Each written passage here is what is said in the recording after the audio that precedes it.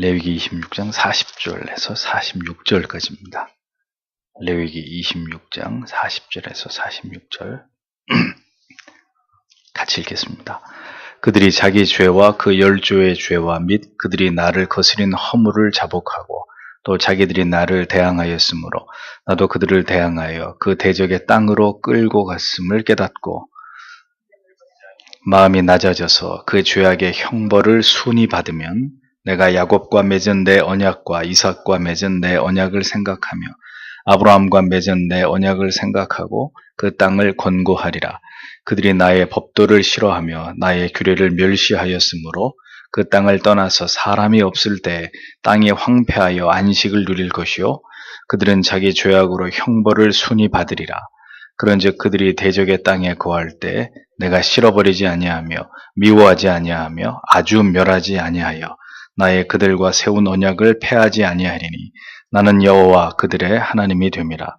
내가 그들의 하나님이 되기 위하여 열방의 목전에 애굽에서 인도하여 낸 그들의 열조와 맺은 언약을 그들을 위하여 기억하리라. 나는 여호와니라. 이상은 여호와께서 시내 산에서 자기와 이스라엘 자손 사이에 모세로 세우신 규례와 법도와 율법이니라. 아멘. 기도하겠습니다. 하나님 고맙습니다.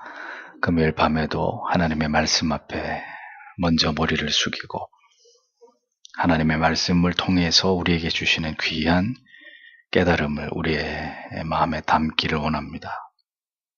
하나님을 바로 아는 것은 우리의 신앙의 전 인생에 있어서 너무나 중요한 일이고 하나님의 말씀은 우리의 길에 정확한 나침판이 된다는 사실을 의심치 않고 믿습니다. 우리가 길을 다 아는 것처럼 생각하고 그렇게 길을 가다가는 반드시 곁길로 가기 십상인 것을 우리는 잘 알고 있습니다. 우리는 그렇게 무지하며 연약하며 주의 돌보심과 이끄심과 붙드심이 없으면 결코 바른 신앙의 길을 갈 수 없는 자들인 것을 고백합니다. 하여서 오늘도 하나님의 말씀에 붙들리고 그 깨달음 앞에서 다시 우리의 삶의 좌표를 수정하며 바른 믿음의 길로 하나님을 쫓아가기를 소원하오니 오늘도 말씀을 통하여 우리에게 찾아와 주시고 우리에게 깨달음을 주시고 그 깨달음을 가지고 하나님 앞에 우리의 마음을 쪼개어 놓고 하나님 앞에 간절히 기도하는 밤이 되도록 하나님 도와주시옵소서. 세상에서는 여전히 슬픔과 괴로움과 고통이 끊이지 않음을 봅니다. 황망한 가족의 죽음 앞에서 큰 슬픔을 맞이한 사람들, 그들이 하나님의 백성들이라면 부디 하늘의 위로가 천국에서 다시 만날 소망을 가지고 그 모든 슬픔들을 이겨낼 믿음을 주시고 이와 같은 내일 일을 알 수 없는 세상 속에서 우리는 더욱 깨어서 하나님을 의지하며 하나님의 말씀대로 살기 위해 더욱 우리 자신을 돌아보고 우리 영혼이 깨어있기를 앙모하는 저희들이 되도록 하나님 도와주시옵소서. 수고와 슬픔뿐인 세상 어찌하든지 하나님을 의지하며 우리의 믿음을 굳게 지키고 하나님 앞에 서는 그날까지 승리하는 삶을 살도록 주께서 우리를 붙들어 주시길 원하오며 예수님 이름으로 기도합니다. 아멘. 그 죄악의 형벌을 순히 받으면 이런 제목으로 레위기 강의를 이어가겠습니다.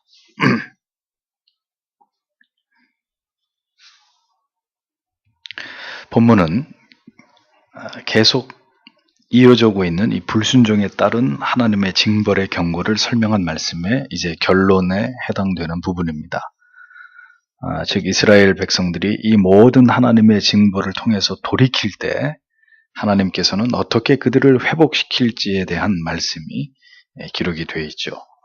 이스라엘 백성들이 비록 하나님께 징벌을 받아서 고통을 당하게 되는 상황 가운데 있게 된다 하더라도 그들이 참으로 돌이켜서 회개할 때 하나님께서는 반드시 자기 백성들을 회복시켜 주시기를 원하시는 분이시다라는 것을 밝히고 있습니다. 우리가 분명히 하나님의 말씀을 통해서 깨달아야 될 바는 아무리 하나님의 택함을 받은 백성이라 할지라도 하나님의 뜻을 거부하고 불순종하면서 하나님을 배반할 때는 반드시 하나님께로부터 고통의 징벌을 받게 되어 있다는 겁니다. 의인은 고통을 당하지 않습니다. 예수님이 우리 죄를 다 지고 십자가에 달려 돌아가셨기 때문에 우리는 어떤 죄를 지어도 주님이 다 용서해 주셨기 때문에 네, 어떤 징벌이나 뭐 징계 같은 거는 우리에게는 없습니다. 이렇게 설교하시는 목사님도 제가 봤어요. 네, 전혀 그렇지 않다라는 거죠. 성도의 삶 속에서도 긴 시간 고난과 고통을 겪게 되는 일들이 얼마든지 일어날 수 있습니다. 물론 하나님의 섭리적 차원에서 그를 연단하시기 위한 그런 고난도 있지만 그것이 그의 죄 때문에 그 징계의 아픔 속에서 다시 하나님께 돌아오게 하기 위한 그런 하나님의 섭리 속에서 그 죄에 대한 징벌로서의 고통이 우리의 삶 가운데 지속될 수도 있다는 것이죠.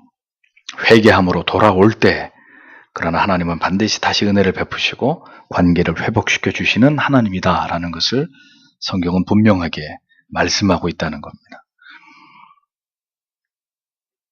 그러면서 우리가 기억해야 될 한 가지는 이것입니다. 우리가 죄를 인식하고 고백하고 그리고 하나님이 주시는 모든 징계들을 달게 받아야 된다는 거예요. 오늘 이제 본문 안에서 그것을 두세 차례 걸쳐서 얘기합니다. 형벌을 피하는 게 능사가 아니라는 거예요. 피할 수 없을 뿐더러 피해서도 안 되고 하나님께서는 하나님께 범죄한 이스라엘 백성들이 성실하게 자신들의 죄를 인지하고 그래서 순위 받는다라는 그 원문의 의미가 나는 죄의 벌을 받아도 싼 사람입니다. 하나님, 나는 내 죄가 뭔지 알고 있습니다. 그래서 나에게 이렇게 징벌을 하신다 할지라도 나는 기꺼이 그것을 감당합니다. 그게 순위 받는다 그런 뜻이에요. 그러니까 성실하게 하나님이 주시는 징계를 달게 받기를 원하는 것까지를 하나님이 누구에게 원하신다는 겁니까? 이스라엘 백성들에게. 우리에게 원하신다는 거예요. 이것이 우리가 절대로 죄를 가볍게 여겨서는 안 되는 이유이기도 한 것이죠. 그 모든 과정을 통해서 하나님의 지엄하신 진노와 그리고 긍휼과 용서와 사랑을 모두 그것을 전부 다 맛보아 알기를 원하신다는 것을 성경은 우리에게 교훈하는 것입니다. 그러니까 그 채찍으로 우리를 때릴 때 그 아픔도 느껴야 되고 그 아픔으로 우리에게 고통을 주시기 위해서 채찍을 때리시고 난 다음에 우리가 하나님 앞에 눈물로 자복하고 회개할 때 다시 그 자녀를 품에 안아서 그 상처를 싸매어 주시는 하나님의 긍휼과 자비도 맛봐야 되고 성도라면 하나님의 자녀라면 이걸 다 맛봐야 된다는 거죠. 성경은 그 얘기를 하고 있는 거예요. 물론 우리가 뭐 하나님의 그런 채찍을 맞지 않아도 될 만큼 정말 죄를 안 짓고 그렇게 살 수 있으면 얼마나 좋겠습니까? 그런데 그럴 수 있는 사람은 아무도 없잖아요. 그렇다면 죄를 범했으면 하나님 앞에 그 죄를 하나님이 깨닫게 하실 때 정말 그 죄를 통회해야 되고 통회 자복해야 되고 그 다음에는 그 죄의 값으로 하나님이 우리에게 주시는 징벌을 달게 저는 이 벌을 받아 마땅한 죄인입니다 하고 받아야 된다는 거예요. 거기까지를 하나님이 보신다는 거죠.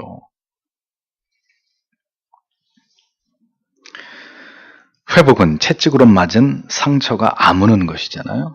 그 회복에서 중요한 것은 뭐냐? 하나님의 언약이라는 겁니다. 징벌을 가하실지언정 절대로 포기하시거나 버리시지 않는 언약의 하나님을 기억해야 된다라는 거죠. 그래서 오늘 본문의 40절과 41절을 보면 그러나 그들이 나에게 반역하였던 그리고 또한 그들이 나를 거슬러 행하였던 그들의 반역의 처지에서 그들이 그들의 죄와 그리고 그들의 열조들의 죄를 고백하면 참으로 내가 그들을 거슬러 행할 것이다. 그리고 내가 그들을 너희의 대적들의 땅에 데려올 것이다. 만일 그때 할례받지 않은 그들의 마음이 스스로 낮아지면 그리고 그때 그들이 그들의 형벌을 받으면 이렇게 40절에서 41절에 기록되어 있습니다. 자, 그러니까 잘 보세요. 이 내용이 뭐냐면은 고백한 열조들의 죄를 자기의 죄, 열조들의 죄를 고백하면 또 스스로 마음이 낮아지면 그들이 그 형벌을 달게 받으면 자 이런 말씀을 계속하고 있죠. 그러니까 하나님의 징계를 받을 때 우리에게 가장 시급한 것은 우리가 하나님께 범죄했다라는 사실을 자인하고 죄를 고백하는 것이다라는 겁니다. 이게 가장 중요한 것입니다. 죄를 죄로 인지하는 것, 내가 죄를 지었다라는 것을 스스로 인정하는 거예요. 죄를 지어놓고도 자꾸 죄를 안 지었다고 발뺌하고 그 죄를 시인하지 않으면 그건 이제 회개 근처도 가지 않은 것이고 회개가 이루어지지 않은 것이고 또 하나님이 회개케 하려고 하는 사람의 모습도 아닌 겁니다. 하나님의 뜻을 거스리고 불순종하고 반역했다는 사실을 시인하는 거예요.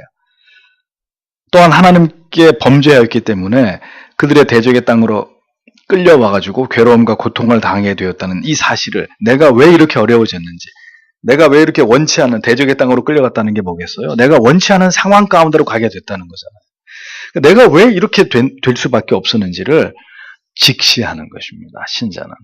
이게 굉장히 중요한 부분이에요. 하나님의 자녀들은 그런 일들이 내 인생에 찾아왔을 때 왜? 하나님 왜? 따지라는 말이 아니라 하나님 왜 내가 이런 상황 가운데 있게 된 것입니까? 내 죄가 무엇입니까? 라고 겸손히 하나님 앞에 물어야 되는 거죠. 이 징계가 무엇으로 말미암은 것입니까? 왜 이런 징계를 받게 된 것인지를 분명하게 깨달아 알기를 원하는 기도가 있어야 된다. 하나님은 계속 징계를 하고 있는데 아파 그러면서 왜 때리는 거야 도대체 이러고 있으면 그러면 벌이 가벼워지나요? 그럼 왜 맞아? 그리고 계속 이제 때리는 거예요. 그러니까 왜 때려가 아니라 하나님 무엇 때문에 내가 이렇게 징벌을 받는 것입니까? 하나님 깨달음을 주십시오. 나의 이 무지하고 어리석음을 하나님 용납해 주시고 부디 하나님 무엇으로 말미암은 이러한 징계인지를 알게 해 주십시오. 그래서 자기들의 죄와 조상들의 죄 그리고 하나님을 대항해서 그들이 징벌을 받아 모든 것을 잃어버리게 된 그 원인, 대적들의 땅으로 끌려오게 된 그 이유를 올바로 깨닫기를 원한다고 먼저 기도해야 된다는 거예요. 왜? 하나님이 그걸 우리에게 원하시니까. 네. 회개는 우리가 하나님께 구체적으로 무엇을 잘못했고 왜 이런 징계를 받고 있는지를 올바로 깨닫고 이해하는 것에서부터 시작되는 것입니다. 그게 안 되니까 뭐가 되는 거예요? 원망이 나오는, 불평이 나오고 원망. 왜 나만, 왜 내 인생에만 이런 일이, 내가 뭘 그렇게 잘못했길래, 왜 나한테만 이러는 거냐, 이렇게 되는 거죠. 우리의 회개와 회개로 인한 회복의 모습이 우리에게 뚜렷하거나 분명하지 않은 이유는 우리가 이렇게 하나님의 징계를 받는 이유를 분명하게 알려 하지 않거나 알지 못하기 때문입니다. 그러니까 회개가 나올 수가 없는 거죠. 여기 불만이 가득 차 있는데 어떻게 회개가 나와요? 내가 이런 일을 지금 겪고 있다는 것에 대해서 막 불평과 원망과 막 짜증이, 분노가 막 치밀어 오르는데 억울함에 치가 떨리는데 무슨 회개가 나오겠어요? 근데 그것이 내가 하나님 앞에 그렇게 한 것으로 인한 이것이 하나님이 나를 치시는 사랑의 징계의 매우로구나. 그게 깨달아질 때 정말 이제 하나님 앞에 엎드려지게 되면서 겸손하게 달게 이제 징계를 받으려고 하는 마음으로 우리의 심령이, 우리의 영혼의 상태가 변화되는 거죠. 그러니까 보세요. 하나님이 언제나 구약의 선지자들, 신약의 사도들 보내가지고 하신 일이 뭐예요? 죄 회개하라고 이스라엘 백성들. 선지자들을 보내가지고 하나님이 하신 일이 통렬하게 이스라엘의 죄를 꾸짖는 일이, 죽는다. 너희들 그렇게 하면 하나님 앞에 죽는다. 회개하라. 돌이켜라. 그럼 이스라엘 백성들 어떻게 했어요? 그 선지자들 잡아서 다 죽여버리는 거예요. 듣기 싫다고. 하나님은 그런 식으로 하나님의 사람들을 보내서 패역한 하나님의 백성들에게 죄를 회개시켰던 하나님이십니다. 그 역할을 감당했던 사람들이 구약의 선지자고 신약의 사도들이에요. 그들이 어떻게 사람들에게 좋은 대접을 받아요? 거짓 선지자나 좋은 대접 받는 거죠. 거짓 사도나 거짓 교사들이나 좋은 대접 받는 것이고, 계속 시대 앞에 성도들에게 죄를 회개하라고 외쳤던 선지자하고 사도들은 전부 다 칼에 희생당하고 배척을 당했던 것이 당연한 거잖아요. 하나님이 그만큼 죄를 죄로 인식하고 깨닫고 그것을 인지해야 하나님 앞에 엎드릴 거 아니에요. 하나님의 아들 앞에 머리를 조아릴 거 아니에요. 그러니까 그게 안 되면 하나님과의 어떤 관계도 시작될 수 없기 때문에 하나님은 계속 구약과 신약 속에서 죄를 다루시는 거예요. 죄를 지적하고 너희들이 죄인이라는 걸 인정해라. 내 아들을 죽였다는 걸 인정해라. 너희가 겉으로만 나를 경배하지 속은 내게서 멀다는 사실에 대해서 인정해라. 그리고 심지어 예수님이 오셨어도 바리새인들을, 서기관들, 그들을 향해서 말씀하셨잖아요. 이 독사의 자식들아, 회칠한 무덤 같은 자들아. 하나님께서는 범죄한 다윗에게 어떻게 하셨어요? 그토록 사랑했던 다윗이지만 나단 선지자 보내가지고 네가 바로 그 사람이라고. 네가 바로 내가 지금 얘기한 이 예화 속에 그 염치 없는 주인이라고.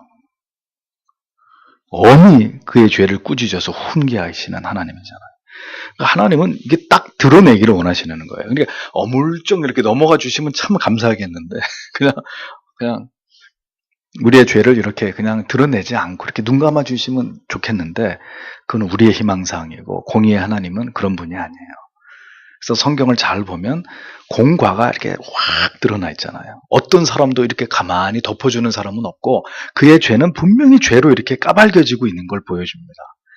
예? 그것이 인간의 그 하나님 앞에 허물 죄라는 걸 성경은 정확하게 보여주는 거예요. 그리고 나서 얘기하자는 거죠. 그리고 나서 하나님의 긍휼도 자비도 용서도 이야기하자는 거죠. 그게 순서라는 거예요. 하나님께서는 죄를 범한 이스라엘 백성들이 무엇 때문에 하나님께로부터 이 같은 징벌을 받게 되었는지를 알기를 원하셨다는 겁니다. 그 이유는 자신들의 죄를 올바로 깨달아야 그 같은 죄를 다시 범하지 않을 수 있기 때문이죠. 이스라엘 백성들이 하나님을 멸시하면서 하나님께 대항하였기 때문에 하나님께서 그러한 이스라엘 백성들을 징계하셨다는 것을 알고 다시는 하나님을 향해서 대항하거나 불순종하는 일이 일어나지 않아야 되겠기 때문에 하나님은 언제나 죄가 범해졌을 때 그 죄를 정확하게 깨닫는 것을 이스라엘 백성들에게 요구하셨다는 거예요. 그러니까 회개하라 이 말이 먼저가 아니었어요. 회개하라 내가 용서해 줄게 그 말이 먼저가 아니라 너희가 왜 이 징벌을 받는지 그리고 그 징벌의 이유를 알았다면 그 다음 뭐예요? 순위 받아라. 순위. 그 모든 죄가 나에게 있다는 걸 인정하고 순순히 달게 그 채찍을 그 매를 맞으라는 거예요. 그걸 피하지 말고. 그분이 하나님이십니다. 얼마나 정확하신 분입니까? 하나님께서 징계를 받는 이스라엘 백성들에게 원하시는 또 한 가지는 교만하고 강팍했던 그 마음이 스스로 자신을 낮추는 겸비함으로 하나님이 내리신 모든 징벌을 순히 받는 것이다. 이걸 말씀하고 첫째는 죄가 뭔지 정확하게 인식하기를 원했고 그 다음에는 그 죄를 순순히 맞아 쌉니다. 하나님 저는 맞아서 싼 인생입니다. 이 정도 때려주시는 것만 해도 감사합니다. 하나님. 순순히 받으라는 거예요. 죄를 범한 자는 하나님이 주시는 징계를 달게 받고자 해야 한다. 이것은 그의 마음이 겸비해졌음을 의미하는 것이고 이러한 마음이라야 회개에 합당한 마음이라 할 수 있기 때문입니다. 하나님께서는 징계로 여기도록 징계를 주셨는데 그것이 죄와 불순종이 아닌 하나님의 연단으로 오해하는 이런 어리석은 일들이 종종 있습니다. 징계인지 이게 하나님의 연단인지조차도 구별하지 못하는 사람은 하나님의 자녀라고 부르기에 적합하지 않은 거죠. 자신의 죄로 인한 고통과 시련을 애매히 당하는 고난으로 여길 때 그를 향한 하나님의 징벌의 수위는 어떻게 되겠어요? 더 강해질 수밖에 없는 거예요. 그러므로 우리가 하나님께 징계를 받을 때 우리는 이 모든 징벌이 우리의 어떤 죄로 말미암은 것인지를 깨닫기 위해서 기도할 것이고 그 다음에 자신의 죄가를 분명히 깨달아서 하나님께 회개하면서 긍휼을 구하는 그 죄를 그 징벌을 달게 받으면서도 하나님의 긍휼을 구하는 이런 일들이 이 기도가 매우 중요하다라는 것을 잊어서는 안 됩니다. 그러니까 징계를 받는 사람이 어떤 모습으로 징계를 받을 때 그 징계가 감해지겠어. 선생님이 손 들고 서 있어. 둘이 이제 뭐 싸워가지고 교무실 앞에서 손 들고 서 있어 그랬는데 선생님이 볼 때는 손 들고 있고 안 볼 때는 내리고 막 또 장난치고 있어요. 그럼 어떻게 되겠어요? 1시간 벌 세울 게 5시간. 근데 정말 눈물을 뚝뚝 흘리면서 자기들의 죄를 반성하면서 성실하게 벌을 받고 있어요. 그럼 선생님 마음이 어떻겠어요? 이제 그만 손 내려. 뭘 잘못했는지 알겠지? 다시는 그러지 마. 그게 순서잖아요. 똑같단 말이죠. 하나님이 징계를 주시는데 징계를 받는 사람이 막 놀러 다녀요. 에버랜드 가고 막 징계 받는 사람이 막 자기 먹고 싶은 거 다 먹고 뭐 영화 볼 거 다 보고 그러고 그게 무슨 징계를 받는 거예요. 그럼 하나님이 그 사람이 징계를 달게 받고 있다고 생각하시겠어요? 그럼 그 사람의 징계의 날들은 또 길어질 수밖에 없는 아직도 정신 못 차렸구나. 그렇게 되는 거죠. 그래서 징벌을 달게 받는 것도 너무나 중요한 것이다.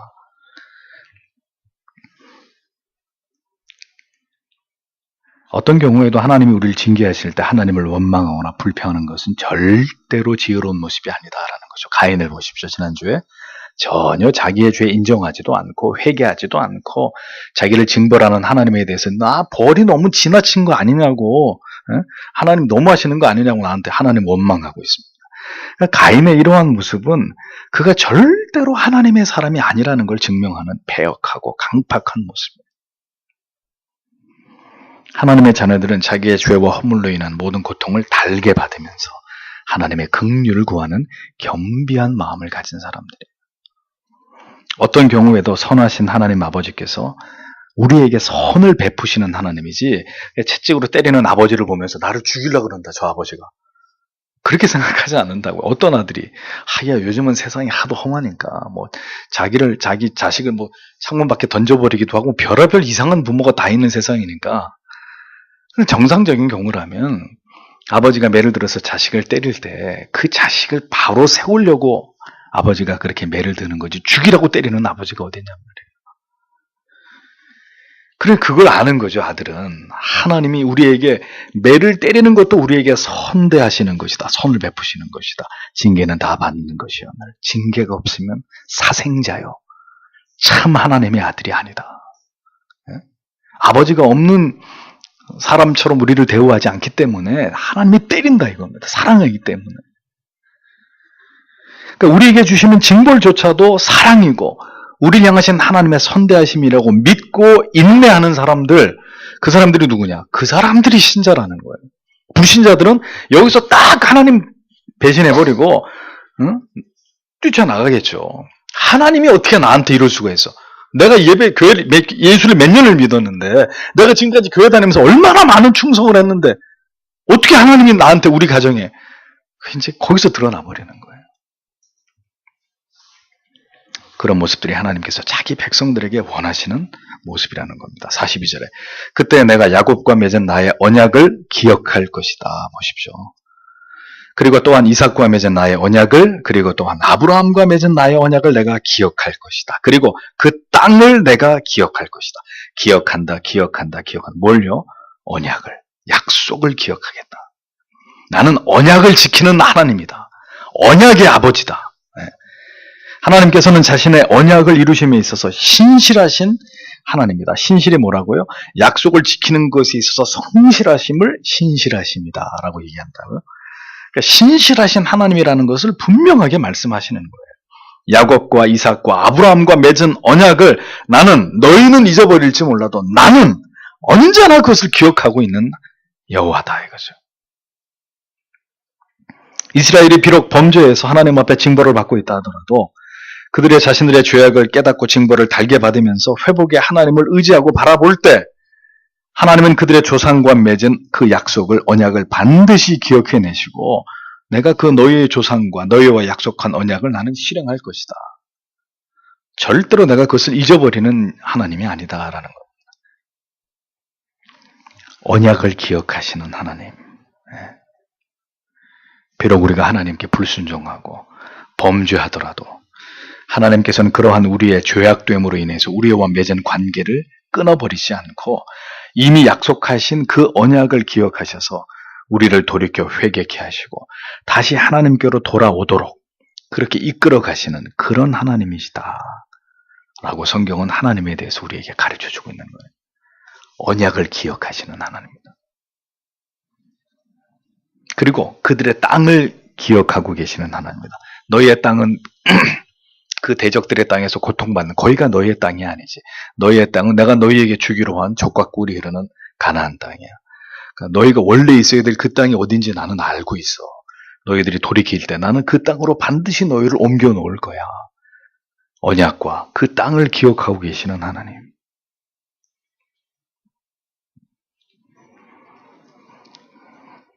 이 모두가 하나님께서 주시는 징벌로 그 징벌을 올바르게 받아들이는 자들에게 임하는 회복의 은총이라는 겁니다. 하나님께 징벌을 자신들의 죄 때문이라고 순수하게 인정하고 받아들이는 자들.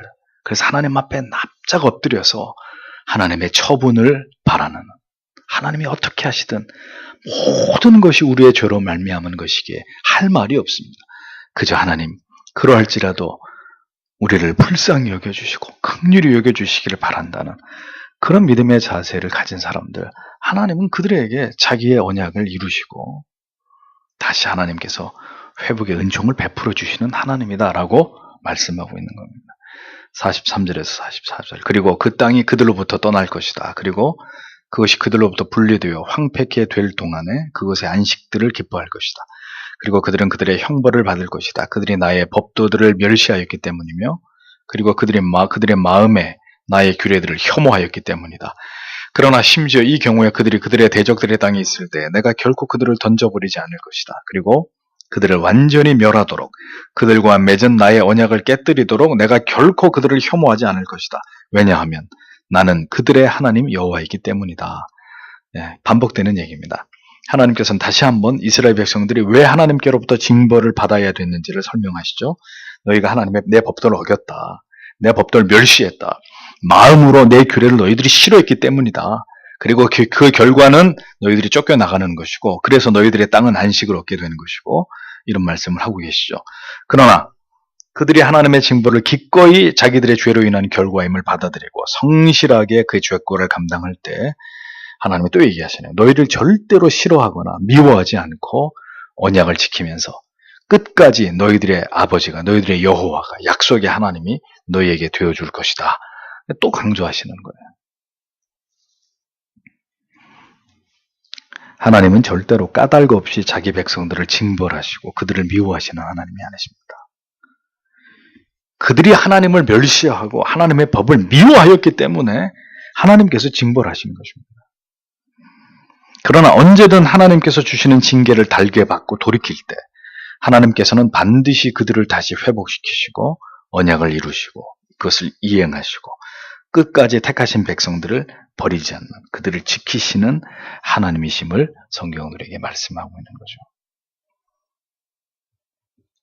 하나님께서는 자기 백성들을 심판하시고 징벌하시기를 기뻐하는 하나님이 절대로 아니십니다. 그것은 불가피한 일이기 때문에 우리가 범죄했기 때문에 하나님을 멸시했기 때문에 불가피한 우리가 받아야 될 징벌이고 하나님의 성품과 속성은 언제나 용서하시고 다시 깨어진 관계를 회복하시고 다시 그 죄인들의 아버지가 되어주시기를 기뻐하시는 그것이 하나님의 본질과 하나님의 속성이라는 거예요. 어떤 면에서 죄를 지은 우리보다 더 우리를 불쌍히 여기시고 그 죄로부터 돌아오기를 바라시는 분이 하나님이라는 거예요. 아들이 탕자가 돼서 아버지의 재산을 다 덜어먹고 거지가 됐어도 아들이 아버지 집으로 돌아갈 수 없을까? 내가 염치불구하지만 그래도 아버지 집에 가서 무엇이라도 하면 먹고 살 길은 있을 거 아니냐? 아들이 그런 생각하고 있을 때 아버지는 뭐 했어요? 동구밖에 굽어보면서 떠난 아들이 안 돌아오나? 오늘도 등경에 불을 켜놓고 아들을 기다리고 있잖아요. 그게 하나님의 마음이라는 거죠. 돌아오려고 하는 사람보다 더 돌아오기를 기다리고 계시는 하나님의 마음. 우리가 죄를 지어서 하나님께로부터 멀어졌을 때 우리보다 더 우리와 관계를 빨리 회복하기를 원하는 분은 분명 우리가 아닙니다. 하나님이십니다. 그러나 그 회복의 절차는 결코 녹록한 것이 아니에요. 죄의 형벌을 반드시 받아야 되고 그로 인해서 겸손히 돌이켜 형벌을 감당하고 인내함으로 하나님께서 다시 손을 내어 밀어주실 때까지 우리는 우리 편에서 잠잠히 기다려야 되는 거죠. 언제나 성도의 구원은 하나님의 그 택하신 자기 백성들을 향하신 포기하지 않고 멈추지 않는 그 하나님의 사랑과 자비와 긍휼에 근거하는 것입니다. 하나님의 변치 않는 그 약속에 바탕을 두고 있는 것입니다. 우리는 우리의 죄악과 넘어짐을 바라보면서 우리 자신에게 실망하고 좌절할 때가 있습니다. 그렇지만 기억하십시오. 우리가 죄를 짓지 않을 수 있을 만큼 우리의 의지가 완전할 것 같으면 그리스도의 십자가, 하나님의 아들의 십자가의 죽으심이 왜 필요했겠어요? 그러므로 우리가 연약하여서 넘어지고 범죄하게 될지라도 우리는 언제나 그렇게 무기력하고 무능한 우리 자신을 자꾸 바라보면 안 돼요. 답이 나오지 않아요. 오늘도 죄 짓고 내일도 죄 짓고 모레도 죄 지을 건데 답이 나와요 우리 안에? 답이 없어요. 그러니까 우리를 바라보면 안 돼요. 고개를 들어서 나의 모든 죄의 짐을 지고 갈보리 언덕을 피로 물들이시고 그렇게 우리의 죄를 위해 죽어주신 하나님의 아들 예수 그리스도 십자가를 바라봐야 되는 거죠. 그 보혈의 능력을 믿고 다시 일어서서 죄와 싸울 힘을 달라고 기도해야 되는 그 사람들이 하나님의 사람들이라는 거예요. 언제나 십자가 앞에 엎드리는 죄인들을 다시 이렇게 세우시고 새로운 힘과 능력과 은혜를 베풀어 주시는 주님이라는 것을 우리는 분명히 믿어야 됩니다. 그러니까 이 믿음이 없으니까 자꾸 우리의 삶에서 무너지는 게 뭐예요? 회개. 십자가를 넘어지는 게 중요한 게 아니라 언제나 그 십자가 앞으로 나아가서 우리의 죄짐을 내려놔야 되는데 이제 그거에 대한 어떤 확고한 믿음이나 그것을 인식하는 우리의 영혼의 중요성이 없으니까 죄는 계속 지어져 가고 있고 죄가 막 쌓여가고 있는데 이 죄가 해결이 안 되고 있는 거죠. 이게 하나님 앞에 회개함으로 그 죄의 문제가 다루어지고 그래서 우리의 죄책이 사라지고 다시 어떤 거룩한 자존감을 하나님이 주시는 자존감을 회복해서 의인으로서의 삶을 살아가고 이게 거룩한 어떤 생명의 순환이 이루어져야 되는데 집에 청소 안 하고 일주일, 한 달 이렇게 지나가면 집이 어떻게 돼요? 쓰레기장이 되잖아요. 그러니까 아예 이제 치울 생각도 안. 책상 위에 뭐가 이렇게 자꾸 어지러지는데 그때마다 이렇게 치우지 않으면 어떻게 돼요? 나중에는 뭐 난장판이 돼버리잖아요. 책상 위가. 똑같은 원리란 말이죠. 그러니까 이 그리스도의 십자가의 보혈의 능력, 이 어떤 속죄의 구속의 어떤 그 원리, 이런 것들이 정확하게 이렇게 관통되지 않았기 때문에 죄는 밥 먹듯이 짓는데 거기에 대한 회개는 참여는 전혀 없는 거예요. 그러니까 주일날 참회 기도 합시다. 그때 이제 생각나, 참회 기도 그렇지, 내가 죄 지었지, 회개해야지. 그 이제 형식적인 어떤 그런 회개가 되는 것이고. 자, 그런 일이 지루하게 반복되면 그 사람의 영혼이 어떻게 되겠어요? 고사되는 거예요. 거기에 무슨 십자가의 은혜가 감동이 있고 죄를 미워하는 마음이 생기고 막 죄와 싸우는 결연한 어떤 의지가 생겨나고 막 거룩을 추구하고 싶은 이런 마음들이 생겨나겠어요? 빈사 상태의 영혼이 어떻게 그런 일들을 행할 수 있겠어요? 그 반복되는 거, 반복 악순환이 어떤 신앙의 영적인 어떤 굉장히 그 열악함이 계속 이렇게 반복되는 그 상황에서 지루하게 머물러 있게 되는 거죠. 생명 없는 신앙을 갖게 되는 거예요. 언제나 십자가 앞에 엎드리는 죄인들을 다시 이렇게 세우시고 하나님을 바라볼 수 있는 은혜를 주십니다. 그 은혜의 소중함을 알고 깨달았다면 더 죄에 쉽게 무릎 꿇지 않으려고 하는 경건의 능력은 바로 거기서부터 우리에게 부어지는 것이다 라는 것을 절대로 잊지 말아야 됩니다. 45절 46절 그리고 내가 그들에게 하나님이 되기 위해 열국들의 목전에서 애굽 땅으로부터 그들을 인도해낸 그들의 열조들과 맺은 언약을 그들을 위하여 기억할 것이다. 나는 여호와니라. 이것들은 여호와께서 모세 손에 의해 시내산에서 그와 이스라엘 자손들 사이에 세우신 규례들과 법도들과 율법들이다. 보십시오. 오늘의 본문에서 강조되고 있는 것 중요한 거 두 가지. 첫째는 하나님의 징벌을 통해서 자신들의 죄를 인정하고 그것을 올바로 받아야 된다. 징벌을 받아야 된다는 점. 둘째, 하나님의 회복의 역사는 반드시 하나님의 언약하심대로 이루어진다. 이 두 가지가 오늘 본문 안에서 계속 반복되고 있는 중요한 주제입니다. 언약의 하나님. 하나님의 그 언약대로 하나님의 회복은 반드시 우리 안에서 진행된다.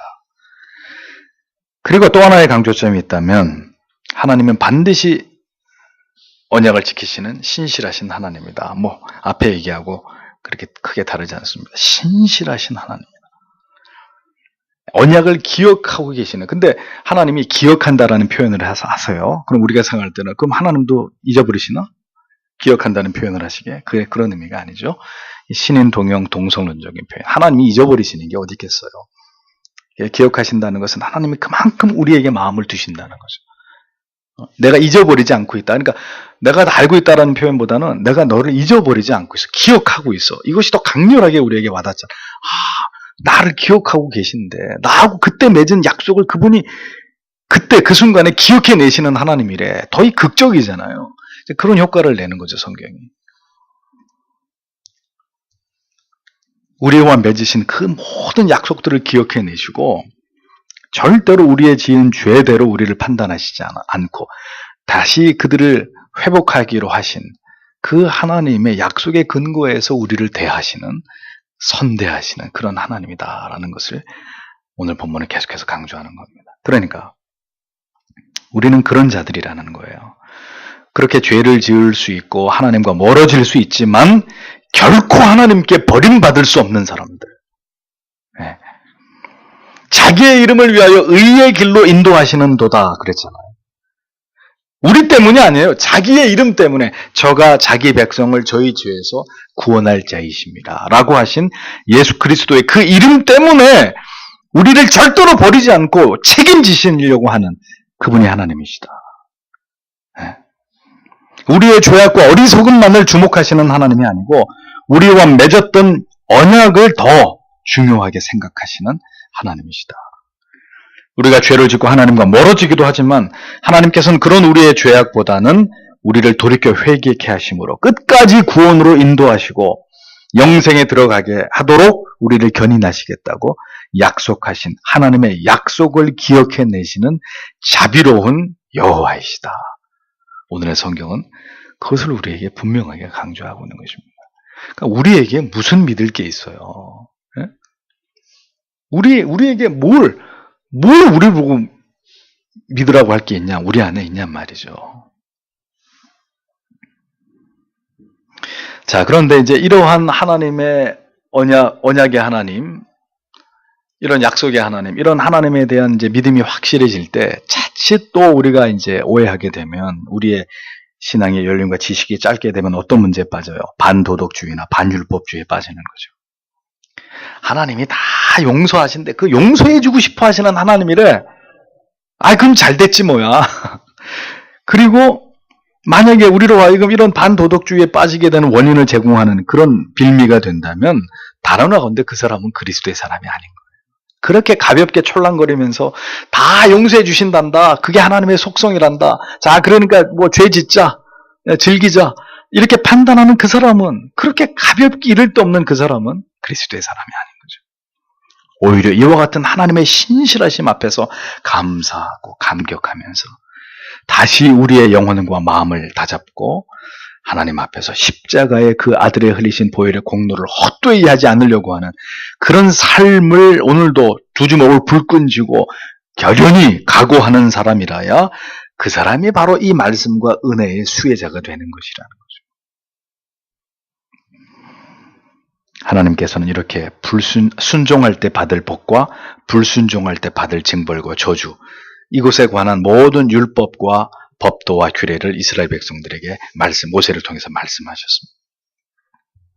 이 원리는 모든 시대 가운데 유효하고 이것을 지켜야 구원받는 것은 아니지만 어떻게 하나님을 섬겨야 하는 문제에 있어서는 매우 중요한 원리들이 된다라는 사실을 신자는 절대로 잊지 말아야 합니다. 그것이 레위기의 가치입니다. 언제나 예수 그리스도의 십자가를 굳게 붙들고 모든 율법의 요구를 이루신 예수 그리스도를 통하여서야만이 우리는 믿음으로 말미암아 의롭다함을 입고 하나님의 언약의 당사자가 될 수 있다. 이거 굳게 붙들어야 되는 거죠.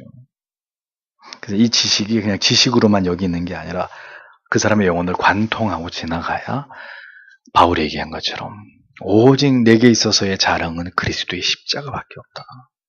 십자가를 아는 그 고상한 지식 외에 그 모든 것을 나는 배설물처럼 여긴다. 그 말씀의 의미가 이렇게 절절히 마음에 와닿는 거죠. 그래서 예수 그리스도의 십자가라는 말만 나와도 콧등이 시끈해지는, 눈시울이 붉어지는 이런 감격과 은혜를 가지고 평생에 하나님을 신앙하는 신자들이 될 수 있는 것이라는 겁니다. 언제나 우리의 죄와 연약함을 죽게 하려면서 우리를 날마다 깨끗하게 씻어주시기를 구하면서 우리를 날마다 또 붙들어 주시기를, 우리를 지키시기를,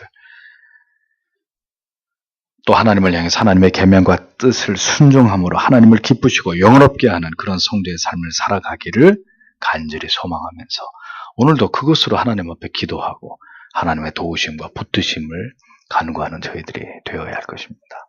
레위기는 그러한 말씀으로 우리에게 중요한 마지막의 교훈을 남겨주고 있는 것이죠. 이제 27장 한 장 남았는데 계속해서 이어서 또 마지막 장의 중요한 말씀들을 강의하도록 하겠습니다. 기도하겠습니다.